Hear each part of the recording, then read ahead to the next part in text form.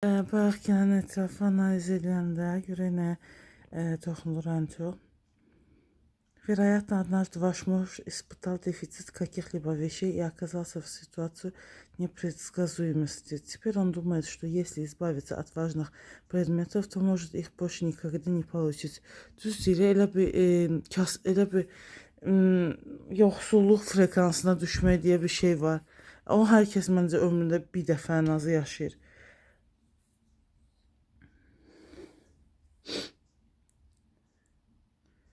Harda qaldı? Вещи приобрели для него сверхценность. Они помогают ему регулировать тревогу, энергию azaltmak için. Вы спрашиваете, как помочь мужу, хотя он вас об этом не просит. И здесь заметна нить созависимых отношений. Görürsünüz, necə incə məqamlara toxunur. Поэтому вначале предлагаю вам подумать о собственных чувствах, что вы испытываете, раздражение, беспомощность, страх за отношения. Почему для вас так важно устранить чужую тревогу? Ответы помогут вернуть контроль над ситуацией и действовать осознанно. Şuurlu bir şəkildə. Biz çox seçimimizdə, qərarımızda şuursuzluq göstərir, özümüz də fərqində olmadan. Baxın,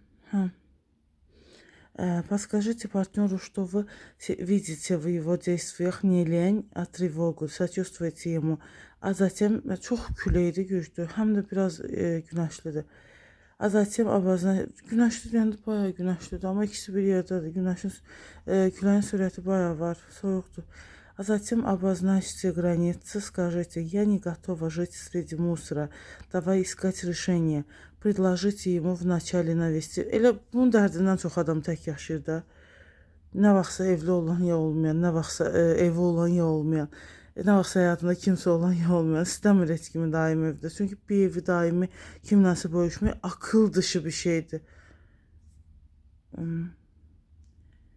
Evliliyin fəlsəfəsini qavrayanlar çoxdan anlayıblar ki, bu lazımsız bir qurumdur. Bunu yanlış anlaya bilərsiniz. Ailə çox yaxşı bir şeydir. Cəmiyyət ailələrdən oluşur. O mənada demirəm. Sadəcə yəni indi məsələn bilmirəm də, yəni çox adam bu sözü yazır. Bu düşüncədədir ki, bir adamla 50 il keçirmək çox lazımsız bir şeydir və mümkünsüz bir şeydir. Adamı delirtən bir durumdur. Saçdan böyle kalır.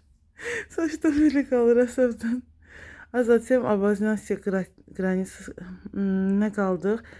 Навести порядок на одной полке или в одном шкафу и постепенно расширять пространство без лишних вещей. Психотерапия deyir, kömək eləyir разделять вещи и воспоминания. Effektiv seanslar o vaxt olur ki, o bu seçimi edir.